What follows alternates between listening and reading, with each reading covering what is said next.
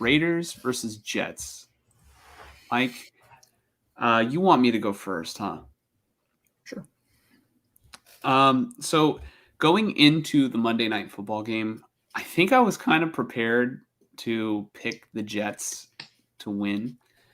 Because I thought their game against the Giants was, I thought maybe it was like a one-off where, um,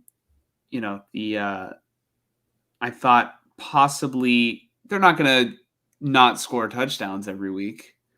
And they didn't score a touchdown against the Chargers. I think they only put up 9 points and they struggled. And Zach Wilson is just terrible. He is, he's better than me, but like if you compare him to the other NFL quarterbacks, like I don't know if something just isn't clicking mentally or if like he lost his confidence once, they benched him for Mike White or I don't know if he was ever really cut out to be an NFL quarterback. He was, he was pretty good in college at BYU. But something is not working. I don't know if he just needs a change of scenery or what. But the whole rest of the Jets team, I feel like besides maybe, I feel like they could use a little bit more help in their offensive weapons, like especially wide receiver and tight end. Mm-hmm. But Breece Hall's really good. That defense is really good, and maybe the offensive line could use a little bit more work. But the Raiders just absolutely curb stomped the New York Giants, and I think I would be not crazy, but I think I have to roll with the hot hand and go with. I'm going to pick the Raiders to win back-to-back games. Or would this? Yeah, back-to-back games. Yeah. I think that they've got that energy. I did mention, that the Raiders sort of like, we looked at videos of the locker room and how they're crazy. Oh, we didn't even talk about them busting out the cigars. Go ahead. On the Giants recap. Go to the tweets that I sent you. There's one with Crosby sitting in the locker room. Pull that one up. It's from Vegas Sports Today. I laughed my ass off at this video. Okay, let me pull this up. And then while you're pulling it up, I'll just quickly mention this one. This is from Mo Moten on Twitter. Zach Wilson has been sacked at least 4 times in consecutive weeks. In 4 consecutive weeks, he's been sacked at least 4 times. He was sacked 8 times tonight against the Chargers, which is the same number of sacks the Raiders had against the Giants. And then it's just a gif of Max Crosby like smiling. So, good job. Me and him, we would get into it on the sideline. He'd try to hype me up, get under my skin, and we'd go back and forth. But that's just kind of our relationship. He's awesome. He loves football. I love football, and you can just tell he's a student of the game, but at the same time, he has that swag to him where everybody feels it. So I feel like that came to life today. A lot of the guys said that cigars came from you. What was the thought process on that? I love cigars, so everybody knows I'm sober, but I love my cigars. So, I wanted the guys, to have some fun after the game. I got the equipment guys to buy them last night and shot over a Venmo and got them taken care of. We had them ready to rock, so it was a lot of fun. Before I figured it was just like I didn't think about it. Like, who would have got the cigars, right? I thought maybe Antonio Pierce did it. Like, fuck it, we're going all in. Like, this team's just going to be fun, and everybody's going to love me. I don't know, but the fact that it was Crosby, I don't know. I thought that was funny. I just thought it was funny. I was watching a little bit of Crosby's interview earlier on Pat McAfee, and he talked about how he's the one who got the cigars and and whatnot. But do you remember last week how I was saying, it seems like there's this energy in the Raiders locker room where I think it was when they were playing basketball, and I was just like, man, next week they're not even going to have any clothes on, and I think I saw there were some shirtless guys. I'm like, oh, it's happening. I mean, obviously it's an NFL locker room, but it's like, pretty soon in a couple weeks they're just gonna be in their underwear, like cavemen. Yeah. Well, it won't get that bad, but I fully expected if they beat the Giants, especially the way that they did, I was fully expecting something hilarious out of the locker room, and they did not disappoint. And Crosby's got, he's got that swagger. I think a lot of people, coming off of a win against a 2-win team, and like the Raiders barely got their 4th win, it was like, really? Like, where you're busting out the cigars after you aren't even 500 yet.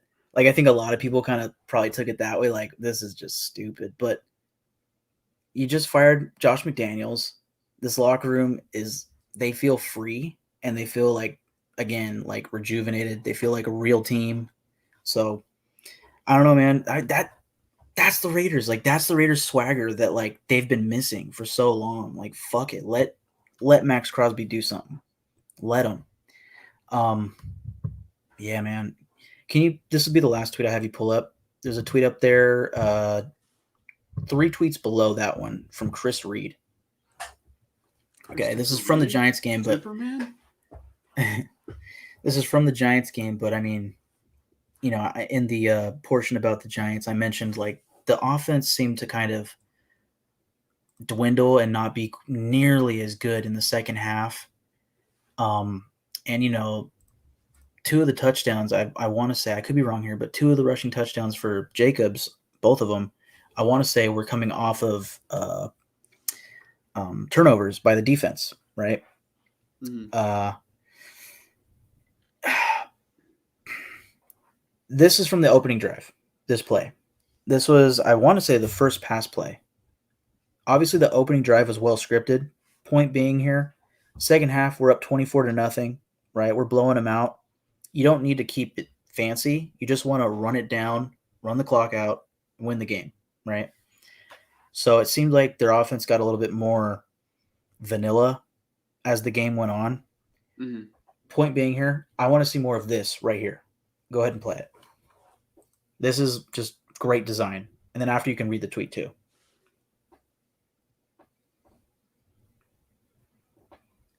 You know what else O'Connell brought to the table was the deep ball. Yeah. The play to Trey Tucker was phenomenal. But like, that just looks easy. Like, he was wide open. And perhaps, possibly, no, that was probably, that had to be designed. I was going to say maybe he just was looking for an open zone and just immediately puts his hands up because he's open, but chances are it's the first read. I think it's in red because it's the first read. Yeah. And you can read the the reason why I say that is because in Madden, you're supposed to look at the red first, apparently. But Chris Reed says F slant from 12 personnel, like the structure versus single high. Going 5 wide from 2 tight end set is refreshing to see as well. Raiders OC offense coordinator Bo Hardegree is going to be fun to watch develop this season. So, I want to see more of this against the Jets because the Jets have I would imagine, a better defense than the Giants. And it's not going to be every week where you can imagine. No, they do. Yeah, they do. But bear in mind, again, they held the Bills to 14 points. The Commanders have put up points a couple times this season. They held the Commanders to like less than 10, if not 10. And the same for the Jets, if not 13. So the Giants defense, they're no slouches. Like, but again, not every game are you going to be up 24-0 at halftime. So the offense is going to need more of that and less vanilla, make it easy for Aiden O'Connell. They're going to get a full week of prep this week, so hopefully they bring it.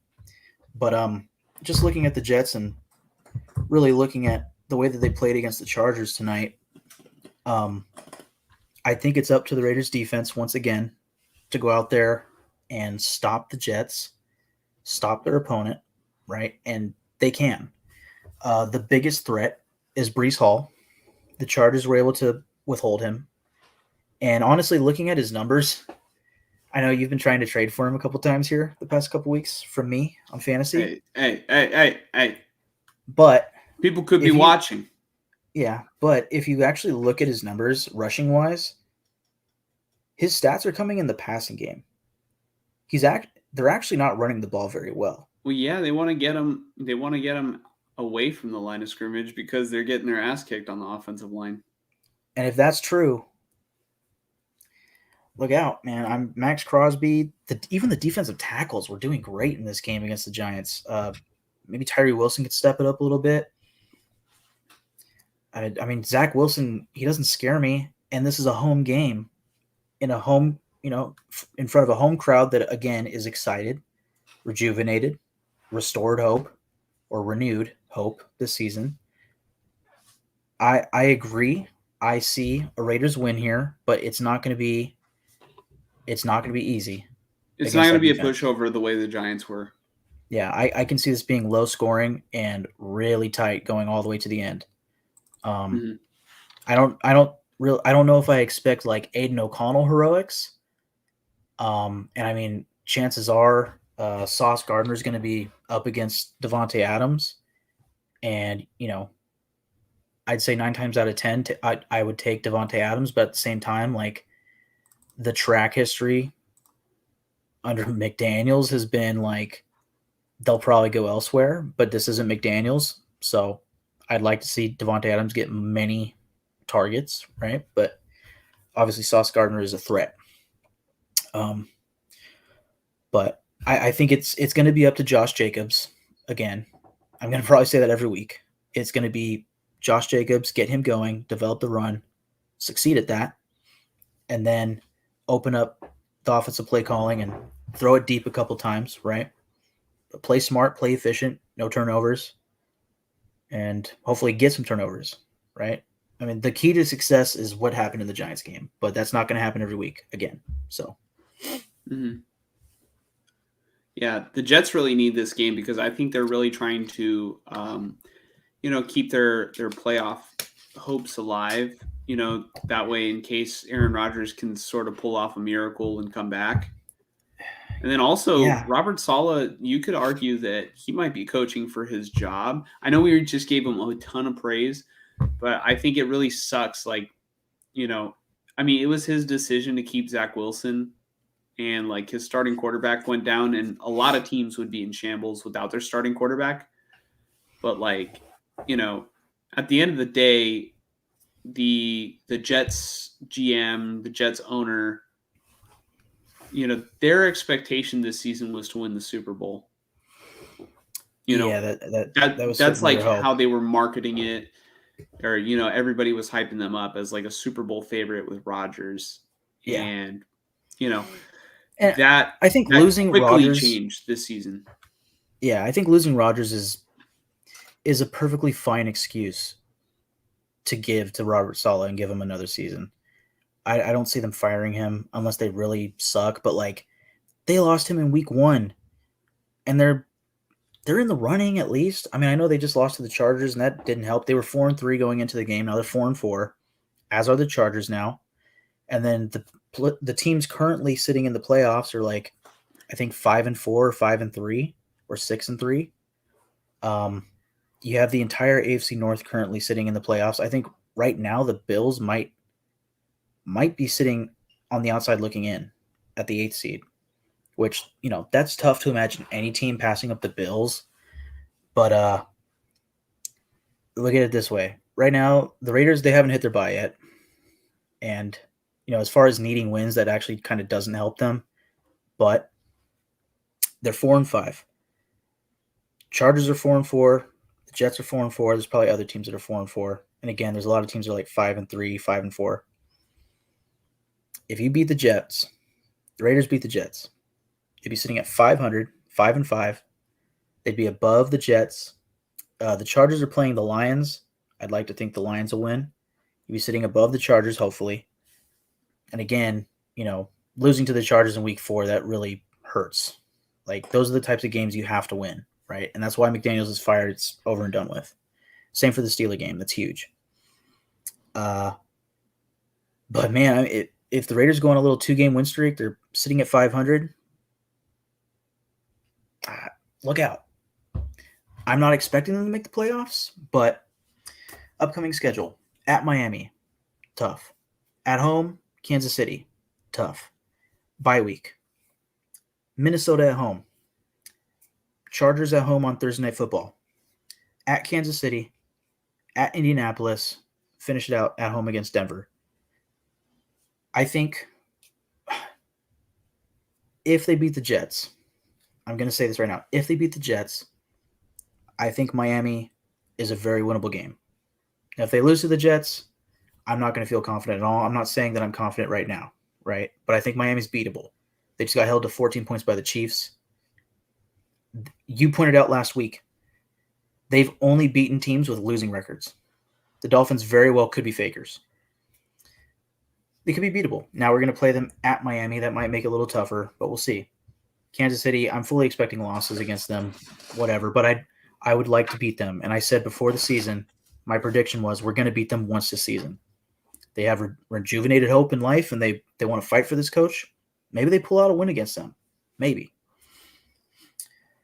Minnesota, they can absolutely beat them. Chargers on Thursday Night Football at home, they can absolutely beat them. Kansas City again, but Indianapolis, they can absolutely beat them. Denver, they should absolutely beat them. So let's just say they beat Minnesota, Chargers, Indianapolis, and Denver, as well as the Jets and the Giants. That leaves Miami and both of the Kansas City games 6-3 under Antonio Pierce. That's theoretical, but it's doable, I would say. We'll see how it plays out. We will absolutely see. We're going to take it 1 week at a time. And for right now, they're just aiming to be 500 with a win against the Jets. The Raiders. So you were picking Raiders? The Raiders. Yep.